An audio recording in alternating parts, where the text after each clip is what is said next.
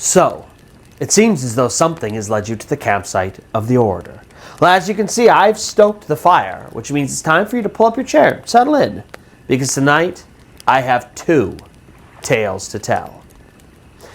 In our first tale, a family moves into a very old home, and little 3-year-old Leah almost immediately makes an imaginary friend.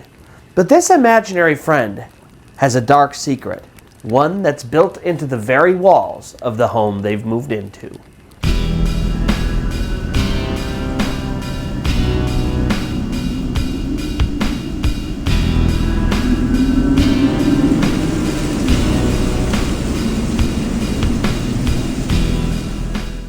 But before we begin, if you find yourself enjoying this kind of content, first-hand true accounts of the supernatural, paranormal, things that go bump in the night, then allow the spirits to guide your planchette to both the like and subscribe button as well as the notification bell. That way you get notified every time I upload new content, which is twice a week, every Monday and Friday at 8 p.m. Eastern Time. Second, all of my stories are, of course, true first-hand accounts of the supernatural and paranormal. Tonight's stories come from us from 2 different Redditors. The first one is Leah, and the second one is Crusader786. I will make sure to link their original stories in the comments below, but if you or anybody you know has a story and you think it would fit well on my channel, reach out to me on any of my social media and we will collect your story and potentially one day feature it here on The Orator. And now with all of that out of the way, let's get on to today's first tale. It is a story that I call The White Horse Brooch. Little Leah is only 3 years old. Her older sister, and her parents are about to move into a new home. At least it's new for them. This house is actually quite old. Really, if you look upon the house, just looking at it will tell you that this thing is really old. All of the wood that makes up this house was hand cut. It wasn't like a 2x4 that was purchased at a manufacturing place. Somebody literally hand cut each piece of wood to put this house together. And then on the inside of the house, after you have this foundation of wood, they lay down newspaper over it, and then sort of like this burlap almost for insulation. And then after that, it was just drywall, paint, and the whole house is put together. So this thing is not up to any kind of modern day codes or anything like that because it's such an old house. But they're going to move in as a family and kind of make this a little bit of a fixer-upper. And they do. And as soon as they move in, Leah makes an imaginary friend. Now, this is her very first imaginary friend. She's never done anything like this before at their previous house, and it's almost immediate when they move into this new place. But her imaginary friend is really peculiar. You know, most kids, when they have an imaginary friend, it's somebody their own age, a young boy or girl that they pretend to play with. Leah's imaginary friend was an old woman. And not only was she an old woman, Leah could describe her like perfectly. She was very tall and thin. She had white hair that was pulled back into a tight bun. She always wore a long black dress. And at her neck, she fastened a white horse brooch, and it was always there. And, you know, Leah said that her imaginary friend and her hung out all the time. Now, as she's telling this story is sort of a mix of what she remembers and some stuff that her family's filled in. Remember, Leah's only 3 years old, so it's not like she remembers every single thing that happened back then. But she remembers the imaginary friend and hanging out with her and talking to her all the time. She remembers one very specific incident that sort of she remembers and her mom remembers telling together. They kind of created this story. And basically, when Leah was 3 years old, she was very, very ill and bedridden. And her mom, she's at home hanging out and kind of checking in on Leah every once in a while to make sure everything's okay. And once when she's doing the rounds, Leah's mom realizes that Leah is no longer in bed. And so for a couple minutes, she just sort of searches around the house to see if maybe she's gone to the bathroom or she's gone to the kitchen for something, or she's just wandered around to play, because even though Leah's sick and she's supposed to be in bed, 3-year-olds don't always listen to everything that they're supposed to do.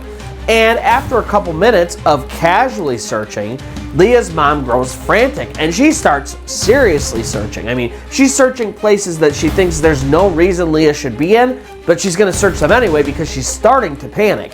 And so she searches under all of the beds in the house. She opens up all of like the wardrobes where clothes and stuff like that would be and searches in all of them. And no matter how hard she looks, she can't find Leah. And so she's starting to really panic, and she's about to run outside to see if perhaps Leah has somehow snuck out there when she looks out the window, and lo and behold, there's Leah. She's sitting out there with her dad, and her dad is out there doing some housework and some chores and stuff around the house, and Leah's just sort of sitting there, hanging out outside, playing with him. And she's dressed for the weather appropriately, and clearly her dad is taking care of her. And so, Leah's mom, she's watching all this, and she just breathes this huge sigh of relief because at least she knows where Leah's at. And so she says, you know what? It's not her, Leah's illness, it's not so bad that she can't just be outside for a little bit, and my husband knows where she's at, so I'm just going to let her be out there and absorb the sunlight, and it can really only help. And so about 30 minutes goes by where Leah's outside, and eventually she comes in. And she walks in the house, and then she goes to walk through the door of the kitchen where her mom is standing, and she suddenly stops at the threshold of this kitchen door. And she looks up, and she doesn't look up at her mom, she looks up sort of to the side of her mom, as if she's looking at somebody or something else. And she sits there for a second and she listens, and then she just looks at her mom, she says, "Mom, why were you looking for me under the beds and in the wardrobes and stuff?" And then before her mom can answer, Leah looks up to the side again as if listening to something. And she says, "Oh, I'm sorry, I didn't mean to scare you. I didn't realize you didn't know where I was at." And Leah's mom was like, "Well, how did you know that I didn't know where you're at? And how did you know where I was looking for you?" And Leah, she just says, "Well, the lady in black." This is how she always referred to this woman, the lady in black. She says, "Well, the lady in black told me. She said that you were really scared because you couldn't find me in bed, and after you searched all over the house and couldn't find me, you looked under the beds, and you looked in the wardrobes, and you were about to come outside when you spotted me out the window, and then you knew that I was okay." And she said, "I'm really sorry. I didn't mean to scare you." And this whole imaginary friend has been a bit odd because, like I said, Leah's never had one before, and it's such an odd character to have. But this incident really spooked not just Leah's mom, but kind of the whole family, except for Leah's dad, who was an extreme skeptic and just did not believe in this stuff at all. And so, after hearing the story, he's like, "Yeah, that's really weird, but she just has an active imagination, and it's just this really weird coincidence." And so time continues to go on. Another incident that would happen really, really frequently with the lady in black is Leah would remember getting tucked in by her at night. She remembers her mom and dad would come and tuck her in, and then they would leave, and she'd hear them out in the living room, and then the lady in black would come in, and she said she just had this overwhelming sense of peace and warmth when she would get tucked in by her, and it really helped her sleep. And so for her, it wasn't really a negative experience. Now, years later, she's talking with her sister about all this, and she's trying to kind of reconstruct everything that had happened because she was too young to remember everything. And she mentions this to her sister, that she remembers getting tucked in by the lady in black. Now, her sister had a very different interpretation of these events. She said, "I remember, this lady in black and you getting tucked in by her." She said, "I also remember that she would visit me, but I did not feel warm or safe. I was terrified, and she was really scary." She said, "I don't think you realize this, but I feel like you were possessed, and it was like a demonic presence in the house." And, when they're older, Leah is trying to justify the fact that this lady had this nice warm feeling and how great she felt. And Leah's sister was like, "Yeah, but do you not remember all of the weird stuff, like the floorboards?" So she tells her about this incident with the floorboards, which has been corroborated by not just Leah and her sister, but also their parents and a couple of their friends who experienced it. So it works like this. Leah would be in the living room playing, and all of a sudden the literal floorboards of the room she's in, whether it's the living room or a bedroom or whatever, would start vibrating in like a 1 meter radius outside of Leah. And if you're within that 1 meter radius of Leah, you wouldn't feel anything. But if you were outside of it, you'd literally feel the floorboards vibrating underneath your feet. And everybody experienced it multiple times. And they said it was so specific, this phenomenon was so centralized to Leah, that you could literally stand with 1 foot next to her and 1 foot sort of outside of this circle, and you'd literally feel the foot that was outside of the circle vibrating while the foot that was inside of it didn't. And so this went on for years, where Leah had this imaginary lady in black friend, and she would do all sorts of stuff with her and play with her and get tucked in by her, and she would communicate with her. And everybody in the house thought it was really weird, but they just sort of put up with it until Leah was about 8 years old. Now, when she was 8 years old, their parents started to renovate the house. They decided to make it a little bit bigger and kind of build it out and stuff like that. And because of that, they tore down a lot of the walls because, like I said, these were really, really old. They were not well constructed. The insulation wasn't very good. And so Leah's dad, he starts tearing down pieces of this house. And one day he's working on one of the walls and he starts tearing it down. And inside the wall was a photograph. It fell out, fell on the ground. He picks it up and looks at it. And he's looking at a photograph of an old woman in a black dress, white hair tied up in a bun, and she has a white brooch at her neckline. And he looks at it and he's like, well, that's really weird. This must be a coincidence. Even now, after everything that's happened, this guy still thinks that nothing supernatural is going on. And so he goes and he gets a magnifying glass because this is kind of an old, smaller photograph. And he puts the magnifying glass up to this picture, and he's staring at it for a second, and then all of a sudden, he just drops the magnifying glass in the picture, and he says, nope, I'm out, and he walks outside, and he doesn't even tell his wife what's going on. Now, while this happens, Leah and her sister are at school. They don't even know that this has happened yet. And so Leah's mom, she picks up the photograph, and she grabs the magnifying glass, and she looks, and lo and behold, when she zooms in with this magnifying glass, the white brooch at this woman's neck is not only a horse, just like Leah said that it would be, but it's also facing the direction that she said that it would. And so Leah's mom is totally stunned. Now, she already believed that something weird was going on, but to her, this is all of the proof they need. This is the woman. But they decide to add another layer of protection, another kind of test to see. And so Leah's mom goes and she finds all of these old photographs from their own family album, and she lays them out all over their coffee table in the living room, and in the midst of it, she takes this picture of the woman in black and she lays it in there also. And she just leaves them on the table. She doesn't say anything. Leah and her sister get home from school, and they're kind of meandering around the house, and at some point, Leah stops by this coffee table. She's looking at all of these pictures, and then suddenly she stops. She grabs the one of the lady in black and she says, look, you guys found a picture of my lady in black? This is my friend. This is the one I've been telling you about. And so, of course, even Leah's dad at that point was so freaked out. In fact, he was so freaked out that even now, years and years and years later, when Leah wants to talk about incidents that may have happened in that house, she literally can't even talk to her dad. He's like, don't talk about it. I don't want to hear about it. It was way too weird. Now, after this incident, once they renovated the house and found the pictures and stuff like that, Leah says this woman in black, this lady in black, she just sort of faded away. She wasn't sure if, it's just that she had gotten older and so she just wasn't as receptive to the other side, or if maybe finding that photograph was sort of a releasing agent for this spirit to finally move on. But Leah says all these years later, she still talks to her family and they still can't believe that they found this picture of the woman with the white horse brooch. In our second tale, a pair of brothers meet a hitchhiker on the side of the road late at night. She's a young woman, and one of the brothers even recognizes her. It sounds like nothing can go wrong, right? We will find out in tonight's second tale. It is a story that I call The Vanishing Hitchhiker.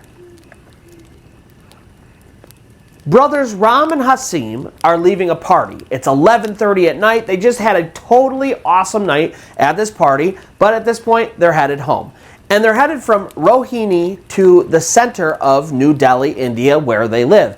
And the night was beautiful. They had the windows down. There was almost no traffic. And they were just in a great mood. They had had an awesome time at this party, and they're just sort of talking about how wonderful it was, when all of a sudden, up ahead in the road, they see a hitchhiker. Now, normally, Ram and Hasim, they said they would never necessarily pick up a hitchhiker. It could just be dangerous. You never know who they are. But Hasim, as he's driving and he's getting closer, he's like, I think I might know who that woman is. And so they do pull over and they get out of the car, and Hasim looks at her and he says, oh my goodness, I do know you. And so this woman, she comes running up, they give a hug to each other, and they turn to Ram and basically explain that these two were in medical school together. And they were in the same graduating class, and so they had a ton of classes together, and they knew each other actually pretty well. And so Hasim says, look, I don't know what's going on, but I'm happy to give you a ride home or wherever you're going. We just got off this party and we would love to give you a ride. And because they know each other so well, this woman's just not afraid to get in the car with them. And so she says, of course. So she gets in the back seat. Ram and Hasim, they sit back up front where they were, and they start driving. And as they're driving, this woman is sort of doing a mix of two things. She's giving them directions on where to go, and of course, her and Hasim are sort of having this conversation to kind of catch up because it's been a couple years since they've actually seen each other. The problem is, this woman is acting really, really weird. Instead of answering Hasim's questions about what she's been doing or where she's been, her job, her life, maybe is she married or kids, she's not answering any of those questions.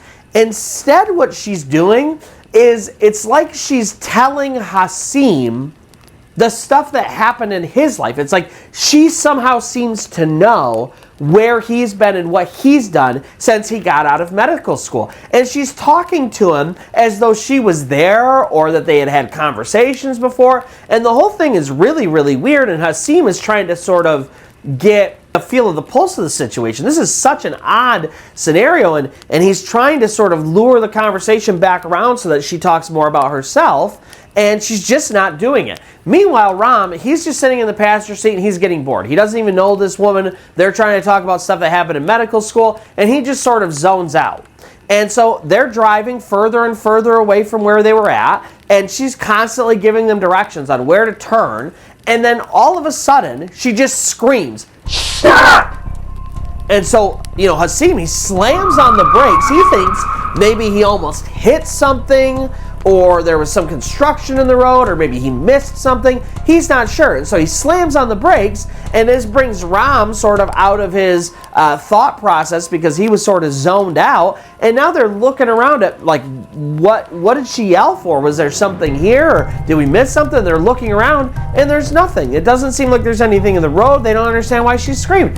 And so they turn around to the back seat to sort of reprimand her. Why would you do that? And she's gone. There's nobody in the back seat. And right away they freak out. They jump out of the car and they're looking, and both car doors are closed, and they open up the doors and they're looking in the back with all the light shining, and she's not there. The bag, she had like a purse, that's gone. There's no indication that she was ever here. She clearly didn't open the door and leave. They obviously would have heard it and the light would have turned on. I mean, nothing about this makes sense, but they still search the area as though they maybe will come across her and find some kind of explanation. But there isn't one. And so at some point they get back into the car and they're like, okay. And they look at where she has led them. And she led them to a crematorium. A crematorium is where when you pass away, instead of being buried in the ground, they will turn your body to ashes, and then, you can either bury the ashes or spread them, or sometimes people will keep them.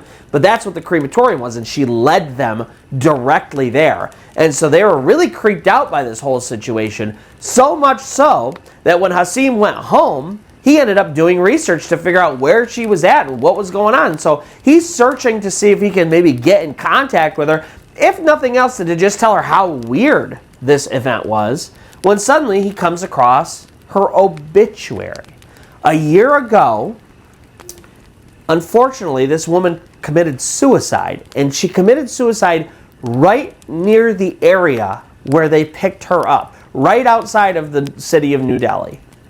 And so they're like, well, that's really weird. And then he continues to follow up on this story and finds out that she was cremated at the crematorium where she led them.